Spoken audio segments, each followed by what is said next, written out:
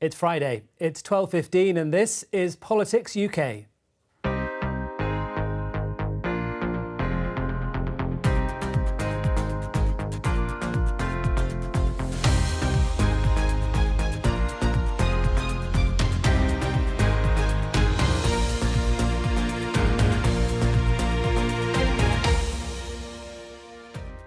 Welcome to your weekly roundup of parliamentary highlights from across the UK.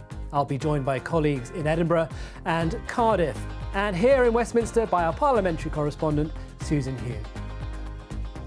This week, the full Sue Gray report into lockdown parties in Downing Street has finally been published. I take full responsibility for everything that took place on my watch. You cannot be a lawmaker and a lawbreaker. And it's time to pack his bags. The Chancellor changes his mind on a windfall tax. To help with the cost of living, we are going to provide significant, targeted support to millions of the most vulnerable people in our society. When it comes to the big issues facing this country, the position is now clear. We lead, they follow. The government brings forward more laws to tackle protests like this.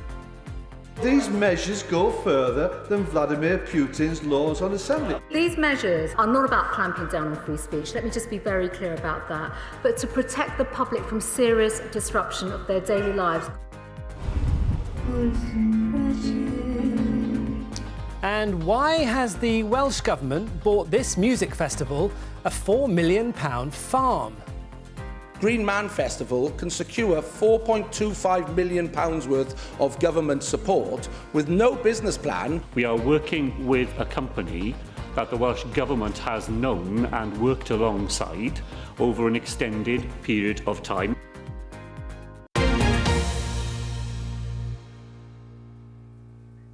All that coming up, but let's start here in Westminster with our parliamentary correspondent, Susan Hume. We have been waiting for a very long time to see the Sue Gray report, which has emerged into all those lockdown-breaking parties at Downing Street. What did it say? Yeah, no more waiting for Sue Gray, eh? I suppose we've had a bit of a drip of information over the past few months, which may have softened us up a bit. However, there was some still quite eye-popping detail. General atmosphere of a culture of drinking in Downing Street, something that's pretty unusual in workplaces nowadays, let alone during a lockdown pandemic. Some of the details, things like red wine splashed on the walls, a bit of an altercation between a couple of people, someone drinking so much that they were sick, and also rudeness to staff such as security staff and cleaning staff. There have been memos suggesting that senior advisors knew about this. One senior advisor saying, I think we got away with it. So it wasn't that it wasn't known that this was possibly something wrong. However, we have seen a great deal from the Prime Minister saying that it wasn't something that he had known about, that he couldn't necessarily have, in this great big building with a lot of people in it, have known everything that was going on. However, he knows it's politically dangerous, so he did begin by saying sorry. I want to begin today by renewing my apology to the House, to the whole country, for the short lunchtime gathering on the 19th of June 2020 in the Cabinet Room, during which I stood at my place at the Cabinet table and for which I received a fixed penalty notice. And I also want to say, Mr. Speaker, above all, that I take full responsibility for everything that took place on my watch. Sue Gray's report has emphasised that it is up to the political leadership in Number 10 to take ultimate responsibility, and, of course, I do. I have been as surprised and disappointed as anyone else in this House as the revelations have unfolded, and frankly, Mr. Speaker, I have been appalled by some of the behaviour, particularly in the treatment of the security and the cleaning staff. And I would like to apologise to those members of staff. I want to conclude by saying that Mr. Speaker, I am humbled and I have learned a lesson, Mr. Speaker. I continue to believe that the civil servants and advisers in question, hundreds of them, thousands of them, some of whom, Mr. Speaker, are the very people who've received fines, are good, hard-working people, motivated by the highest calling to do the very best for our country. For months, members opposite have asked the country to wait. First for the police investigation, which concluded that this Prime Minister is the first in our country's history to have broken the law in office. Then they asked the country to wait for the Sue Gray report. They need wait no longer. That report lays bare the rot that under this Prime Minister has spread in Number 10, and it provides definitive proof of how those within the building treated the sacrifices of the British people with utter contempt. When the dust settles and the anger subsides, this report will stand as a monument to the hubris and the arrogance of a government that believed it was one rule for them and another rule for everyone else. Members opposite must finally do their bit. They must tell the current inhabitant, their leader, that this has gone on too long. The game is up. You cannot be a lawmaker and a lawbreaker. And it's time to pack his bags. Only then can the government function again. Only then can the rot be carved out. Only then can we restore the dignity of that great office and the democracy that it represents.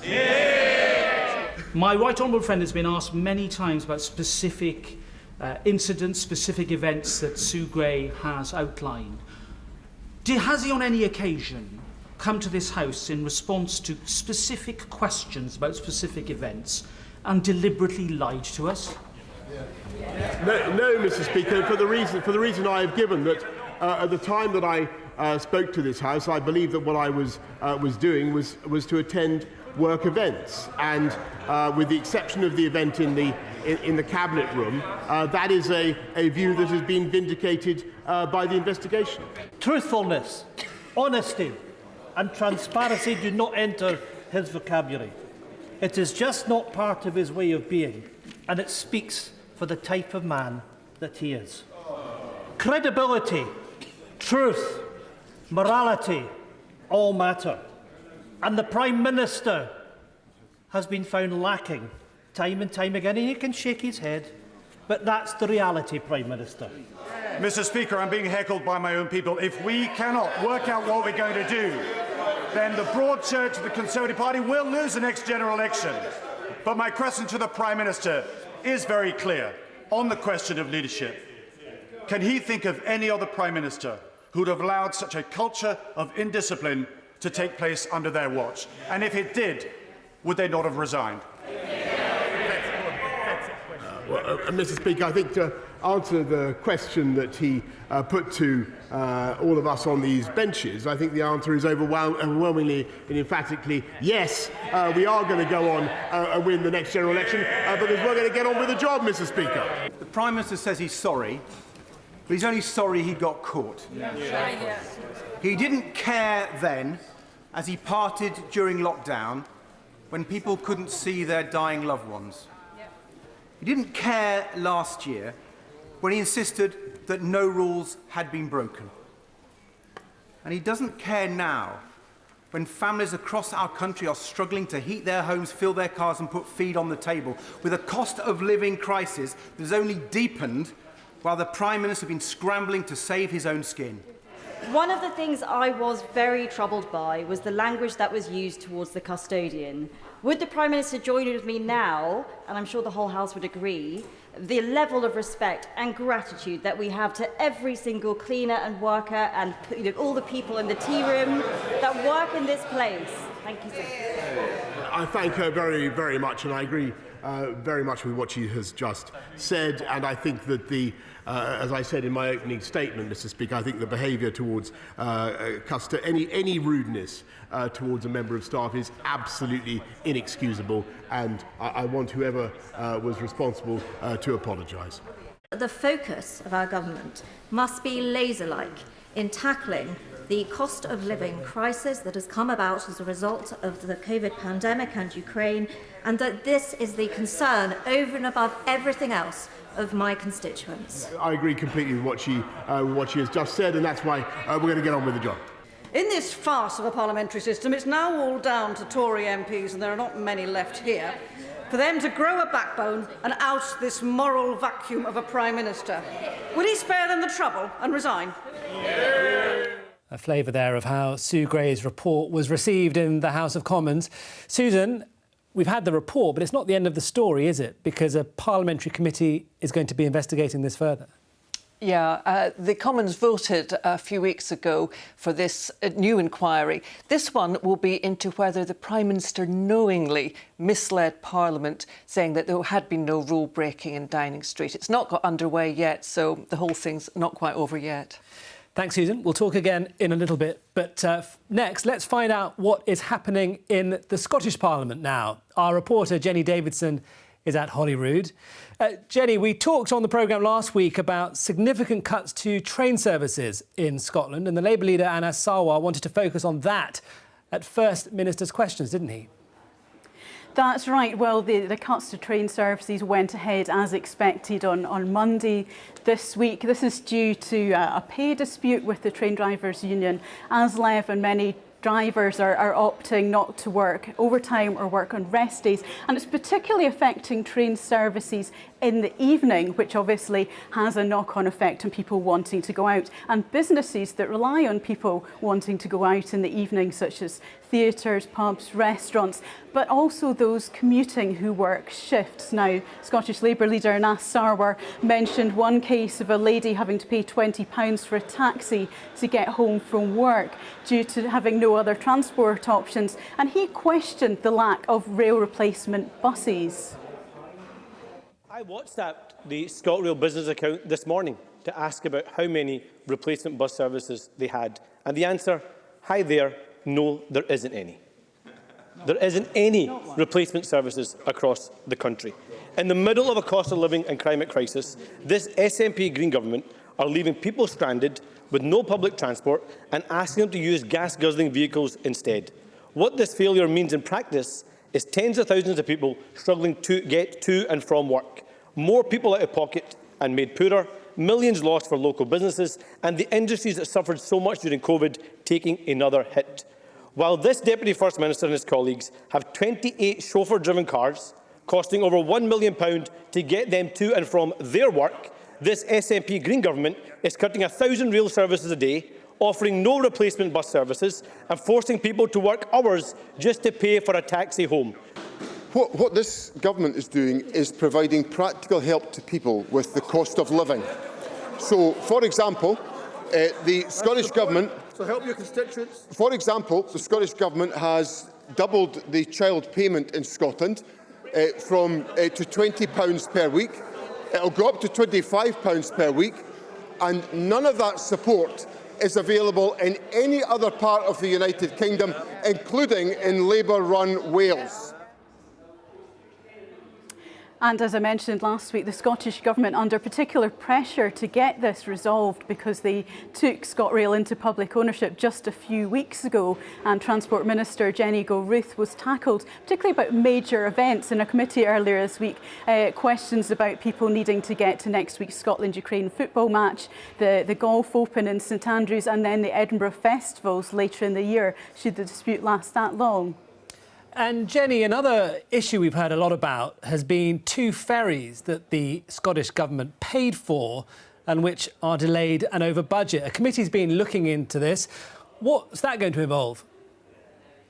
Yes, indeed. We've been expecting the Public Audit Committee to look into this more since the report from the Auditor General into the public procurement of these two ferries, now vastly overdue and vastly over budget. And that the committee began taking evidence this week from senior civil servants in the Scottish Government and also in public body Transport Scotland. And they were particularly questioning the money and the accountability for the money, who was looking at how well the money was being spent, spent, about where the money was going within Ferguson Marine that was being given to the company, and then also about the targets and the milestones being met and who was checking that those were being met before further payments were given out. Now the SNP's Colin Beattie speaking to former head of Transport Scotland, now a senior civil servant in the Scottish Government, Roy Brennan. Colin Beattie said he wanted to follow the money and ask some of these questions. They received over 128 million in public money. When the company was nationalised, there was only, what, 8 million or something in total assets. What attempts were made to find out if that money had been spent appropriately? Requirement under the contract as the buyer required that the builder submit to the buyer evidence to suggest that that milestone had been reached, and for the buyer to be satisfied that then a milestone payment could be made. Faked. I mean, it's quite evident in the Rural Economy and Connectivity Committee's report back in December 2020 that these milestones were fabricated, and there's further reference saying that this is not unusual in the industry. I mean, to me, it seems extraordinary.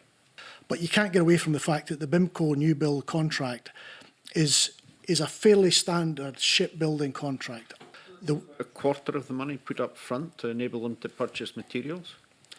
Again, that was the negotiation that was done between CMAL and FMAL in terms of... I'm going to be asking questions of CMAL when I get the chance, but, you know, Transport Scotland had a responsibility in this as well. Well, sorry, we didn't. We weren't party to the procurement of the contract. But so were you not the sponsor? We were the sponsored body for CMAL, in ensuring CMAL, as our experts in shipbuilding, were undertaking the procurement and the work that they do in running CMAL appropriately. And of course, this is just the start of the committee taking evidence. There's going to be particular interest probably in CMAL's evidence. You heard mentioned in the clip that's the public body that actually bought the ferries, and also in written evidence that we're expecting to come in from former Transport Minister Derek Mackay, who signed off on the deal. And finally, another committee is looking at the Scottish Government's provision of free childcare. What's the background to this?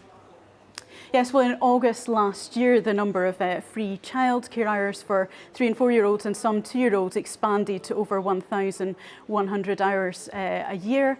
And that had been delayed due to the pandemic from the previous year. Should have been in place in August 2020. So now that that's up and running, the Education Committee are taking a bit of evidence on how that is working.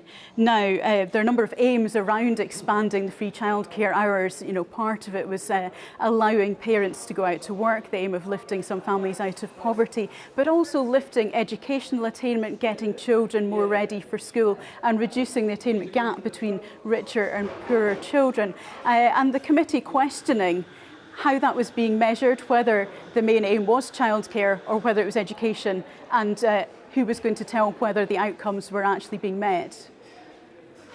As a parliament, how are we meant to evaluate whether it is increasing family resilience, it is closing the poverty-related attainment gap, and it is supporting parents into work? Now, maybe you would claim that's not your job as the improvement service. Maybe we need to find other people to do that job. I'm not sure, but it would feel to me, if those are the policy intentions, you know, we need to be able to draw the causality between the investment and the outcomes rather than just the input. They are specifically related to the delivery of the expansion programme. So it's looking to ensure that what workforce is in place within local authorities and the number of children accessing to be able to confirm delivery of the programme. But we would look to feed into the wider sort of longer term monitoring and evaluation strategy that will necessarily come off the back to, as you say, to sort of prove and give evidence towards the outcomes that the holistic policy is looking to achieve. Are you saying that you wouldn't know whether or not the policy is achieving its outcomes? We don't report on the outcomes in terms of, you know, poverty-related attainment gap, or even the sort of subset of outcomes when it comes to flexibility, parental accessibility, choice. It really is about, as you say, I think it's in this sense, it would be the inputs to that to show the number of children who are accessing the workforce that's in place in local authorities to deliver on that. Yes, questions raised there about the outcomes, and the committee also raised some questions about the inputs, about the funding of childcare for 2-year-olds, and also about the numbers of qualified early years teachers, but also about a move. Concerns were raised about a move, particularly from the private and voluntary sector into public sector nurseries because of higher wages and the difficulties of the private and voluntary sector of competing. So a number of issues raised in the committee there. Jenny Davidson at Holyrood, thanks very much for that. Well, let's return to Westminster and catch up with our correspondent Susan Hume. Susan, we talked already about the Sue Gray report, but clearly another really big issue in Westminster right now is the cost of living. How did the week unfold? Yeah, we saw the Prime Minister and other Conservative MPs saying they wanted to move on to other issues other than Partygate. But of course, the cost of living is one you move on to, but it's also politically very difficult. We've seen the government coming under substantial pressure to do more to help hard-pressed households. And indeed, we have seen later in the week that the Chancellor has come forward with something, and more of that later. But at the start of the week, as the thunder and the lightning rolled round Westminster, the boss of Ofgem appeared before MPs, and he had some worrying news. He said there was likely to be yet another big rise in energy bills in the autumn, up to maybe £800. And of course, in the autumn, weather's getting colder. We need to turn the heating back on. So pretty scary stuff. Later today, I will be writing to the Chancellor to give him our latest estimates of the price cap uplift. Now, this is uncertain. We are only part way through the price cap window, but we are expecting a price cap in October in the region of £2,800. And you said that you think the price cap will go up to £2,800 on average in October, but you're only halfway through the price cap window for that assessment. So in theory, I think I'm right, it could go even higher. So it's quite possible it goes higher, but equally, you know, it could equally go lower. And I've got to just explain, the volatility in the gas market is huge. You support a windfall tax? I've been very clear about a windfall tax. I don't think it supports investment. I don't think it's necessarily the right thing. But as I always say, that's up to the Chancellor. He sees the economy across the piece. He is responsible for fiscal policy. And he's instinctively against windfall taxes, but if he feels that these extraordinary times require extraordinary measures, that's up to him.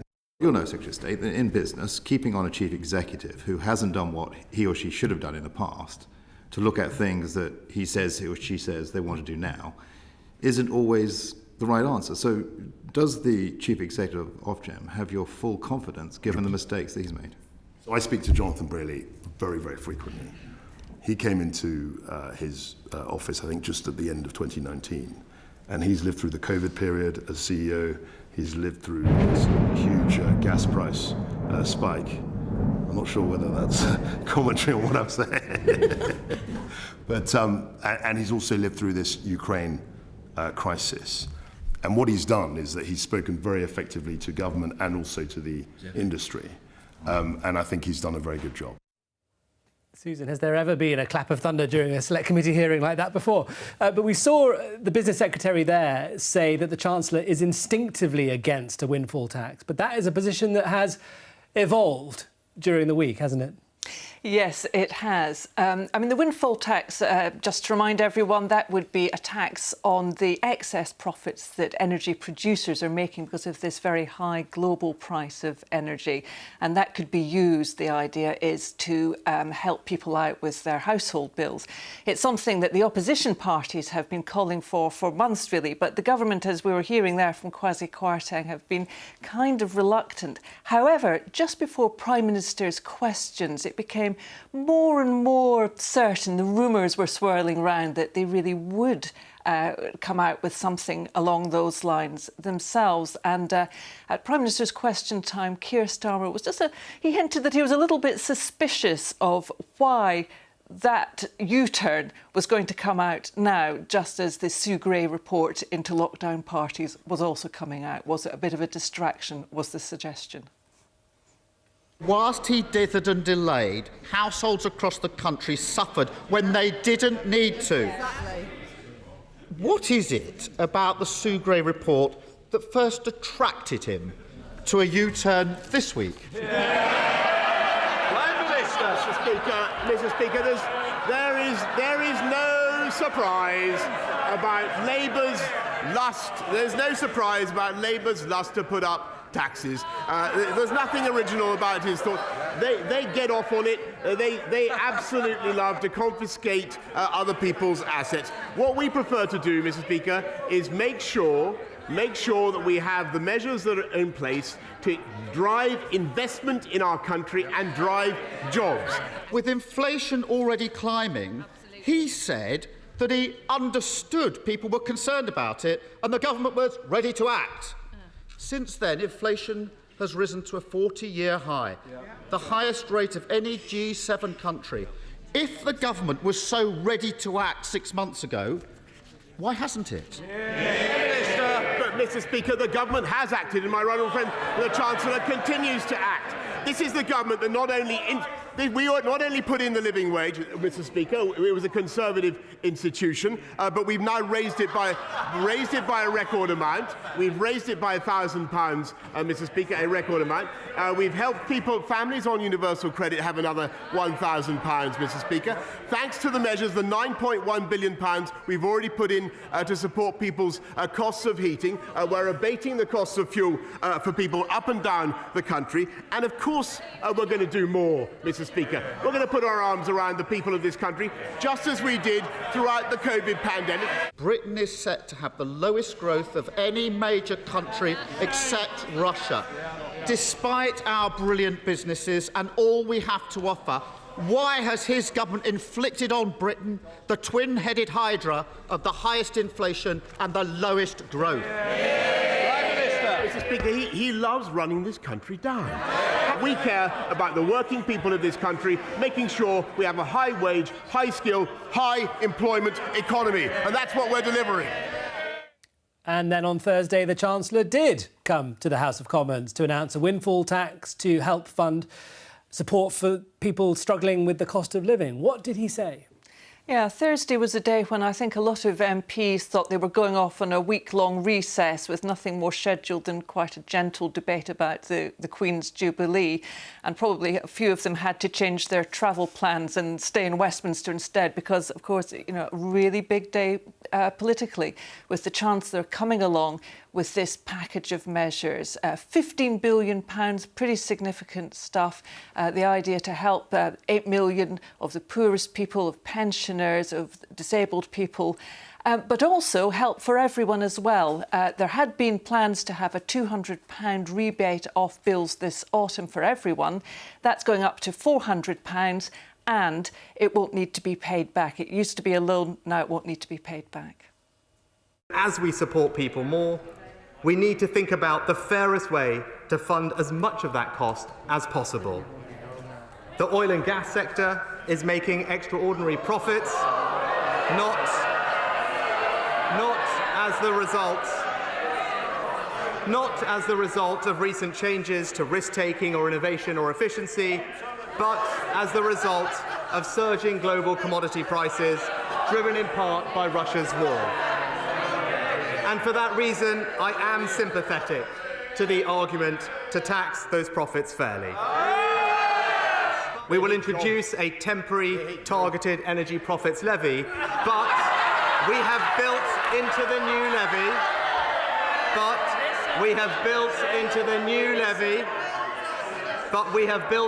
new levy, a new investment allowance similar to the super deduction.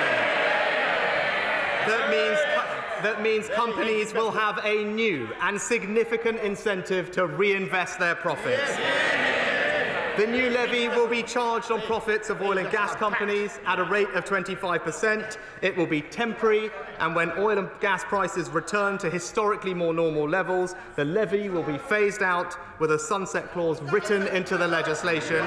We should have had an emergency budget today to spike the hike in national insurance to cut business rates for high street and small businesses, to provide help for energy-intensive firms and ensure that every pound of taxpayers' money is spent wisely.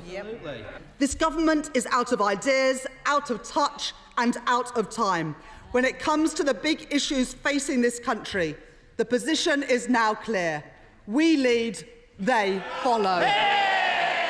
He talked about the risk of excessive fiscal stimulus. How does he reconcile that with the fact the latest figures show we're taking more money out of the economy than we ever have in history? Secondly, on the windfall tax, it will raise a small amount of money. Stability of tax and low tax both encourage investment and growth. Is there not a risk that the Exchequer will lose more in growth than it will gain in the windfall tax? One of my constituents sent me a copy of bills. January 2021, electricity 10,731.70. January 2022, 48,694.56. 353.745% increase. How is the Chancellor's statement from today and his intervention going to help my businesses in my constituency, because he seems to have left them out? Madam Deputy Speaker, with regard to businesses, we have the Energy Intensive Industry Support Scheme, which my honourable friend the Business Secretary is consulting on extending and improving the generosity of. That helps our most energy intensive industries in the country. Can I warn my right honourable friend that by throwing red meat to socialists, by raising taxes on businesses and telling them where to invest their money is not the Conservative way of encouraging those who create our prosperity and jobs to do just that? And does he agree with me that by setting this bar, we are in danger, were we ever to lose power, of allowing the socialists to raise it, which they would do with relish, again, again and again? Well, Madam Deputy Speaker, I thank my honourable friend. What I would say to him is I do believe a pragmatic and compassionate Conservative government would act to provide support to the most vulnerable at the time of acute need, and a fiscally responsible Conservative government will look to try to fund as much of that as possible in as fair a way as possible. Susan, thank you. I'll come back to you in a moment, but let's go to Cardiff now, where our correspondent Daniel Davies can tell us what's been happening in the Welsh Parliament. Daniel, members were reacting this week to a shocking case where a young schoolboy was badly injured and lost a finger, and that has led to calls for an inquiry into racism in schools. What happened? Yes, this is the case of Raheem Bailey, aged 11, who it said was running away from bullies. When he got his finger caught on a fence, he had surgery, but they couldn't save it. His mum, Chantal, has said that at the time he was being racially and physically abused. A really shocking story. There have been a lot of messages of support for Raheem, a pupil at Abertillery Learning Community in Blaenau Gwent. And here in the Senedd, it prompted a question by Adam Price, the leader of Plaid Cymru, who wanted to know whether this meant that Wales needed an inquiry into the wider issue of racism in schools. 63% of pupils said they or someone they knew had been a target of racism. Is it time for the kind of wide-ranging inquiry into racism in Welsh schools that report suggested, reviewing, for example, anti-racism training, resources for educators, data collection, bullying policies and Estin's role in monitoring? Our anti-racist Wales action plan will be published next month. It will include a significant section dealing with anti-racist action in the education context. I myself am more interested in making sure that we can take those actions that we've agreed with so many voices with lived experience who've helped us to create that plan, than I am in yet another inquiry. Well, the Education Minister, Jeremy Miles, has said that he expects all schools to take a robust approach against racism. The anti-racism strategy that the First Minister referred to is expected in the coming weeks. And in the meantime, Raheem's mum has said that she is happy that he is alive, that he was very brave and was in utter agony during this incident.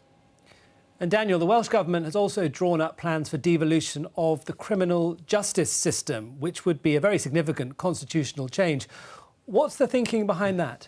Well, this is something that Labour has been calling for a number of years, because unlike Scotland, Wales doesn't have its own legal jurisdiction. It shares a legal system with England, but the Welsh Government wants a separate legal system and a different one. One with different priorities. They say that they'd like to bring down the prison population, see a lot fewer short prison sentences. So this week, the Counsel General, Mick Antoniv, published a report to explain how all this would work, and that's despite opposition in Westminster. The UK government says that control over policing, the courts, prison, that should all remain with them. But there were also calls from Labour's backbenchers for this to happen as a matter of urgency, particularly if Labour's going to make good on its pledge to make Wales a safer place for women. The current sentencing policy run from Whitehall, based heavily on punishment, deterrence and locking people up, is counterproductive and failing. So we believe devolution of justice is not only necessary, but it is inevitable, and we have a duty to prepare for it. So we really do have to get on with this, and it is disappointing to hear in the discourse you've already had with other members that it's going to be 2024 before we're going to see any change, because the evidence is overwhelming that the vast majority of women have suffered trauma and need support and rehabilitation to put their lives back together. Now, the Ministry of Justice has said that creating a Welsh legal jurisdiction would be unjustifiably expensive. And the Welsh Secretary, Simon Hart, has said recently that there will be no further powers devolved to the Senedd over anything under Boris Johnson's government. So despite the Welsh Government saying that this is bound to happen and they need to get ready for it, I think it's true to say that it's unlikely to happen until or unless there's a change of government in Westminster. And lastly, as we saw in the headlines, there's been a row this week, hasn't there, about the Welsh Government spending over £4 million on a farm for a music festival. What's the background to this? Yeah, this involves the Green Man Festival, which attracts about 25,000 people to the Black Mountains in mid-Wales every August. The organisers behind the festival have plans to expand other activities, and to help them do that, it would appear, the Welsh Government has bought them a farm near Crickhowell in Powys. Now, it's not exactly clear at this stage what the festival intends to do there, not least because it hasn't submitted a business case to the Welsh Government yet, all of which has prompted questions from the opposition about value for money, which the First Minister had to answer in the Chamber this week. How is it that the Green Man Festival can secure £4.25 million worth of government support with no business plan when any other business here in Wales would have to submit that very necessary piece of information to acquire even a fraction of that money to support their business plans? From the very beginning, we knew that the business plan from those who are responsible for the festival would be delivered to the Welsh Government in June of this year, and that is what we still expect.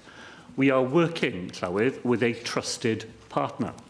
We are working with a company that the Welsh Government has known and worked alongside over an extended period of time, as it has grown to be amongst the 5th most successful festivals of its kind anywhere in the United Kingdom.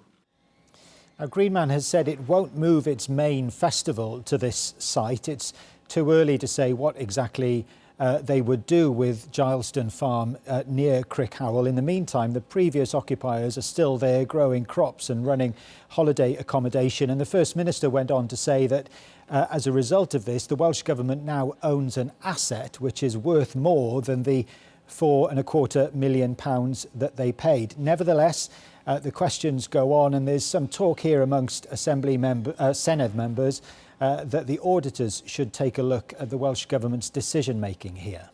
An intriguing story. Daniel, thanks very much for joining us from Cardiff. Well, let's go back to Susan Hume and bring you one more story from Westminster. Susan, as we saw in the headlines, the government are bringing forward more laws to tackle disruptive protests. But the government has just passed a major piece of legislation, hasn't it, that covered protests and lots of other issues.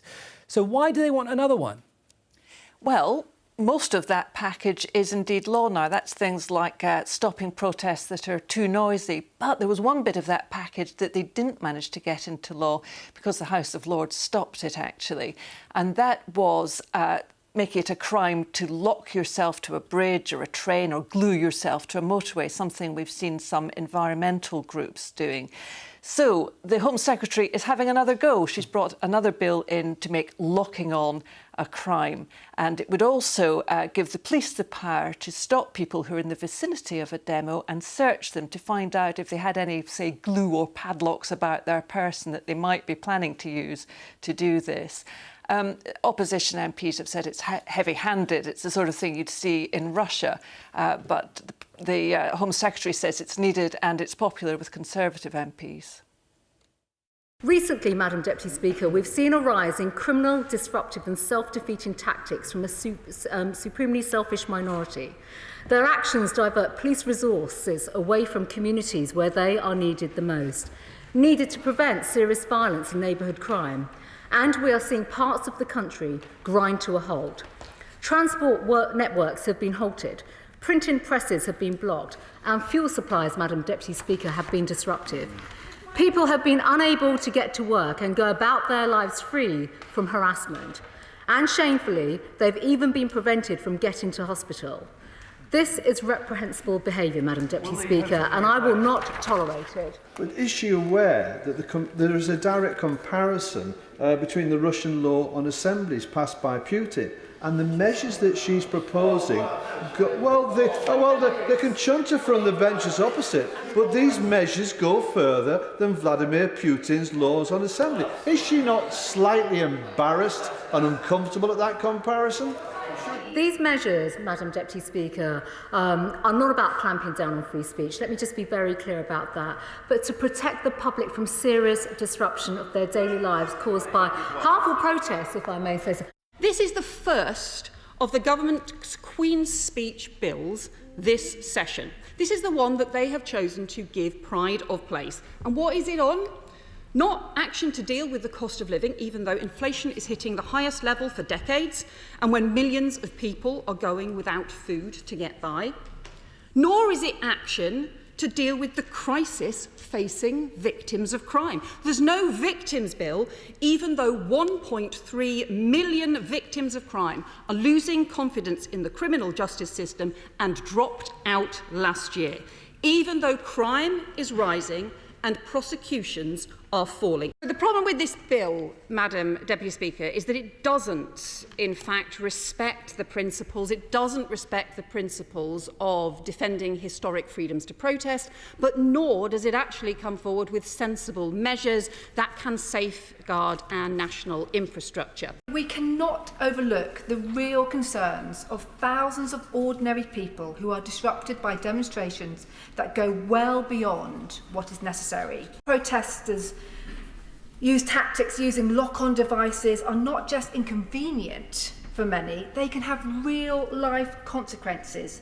Emergency vehicles unable to attend 999 calls, missed hospital appointments, the inability for someone to get to a dying loved one to say goodbye. I think the people out there who, after all, elected us, have the right to know that this government wants to control what they think, believe and say. This bill allows the state to stop and search people out there without suspecting them of a single wrongdoing. It can lead to someone who has committed no crime having to report to certain places at certain times. And just on that, I'd be interested to hear who they're going to report to in Scotland and what consultation has taken place with the Scottish Government on that. We should not be fooled. The measures included in this bill are the very same ones that were overwhelmingly rejected from the Police Crime Sentences and Court Bill in the House of Lords, on the basis that they were a dangerous and blatant power grab and undermining our civil and democratic liberties. The ink is not yet dry on that act, yet the government is already trying to reintroduce powers that would not be out of place in some of the world's most repressive regimes. So what's going to happen next with this bill? Well, as you know, Ben, that is just the first debate on it. There's a long way still to go before it comes into law. So the next stage, they're going to look at it in more details. There are a couple more stages in the Commons. Then it has to go to the House of Lords. So quite a long way to go. Susan, thanks very much for joining me and taking us through all of the week's political drama. That's all we've got time for today. Thank you for watching and do have a great weekend.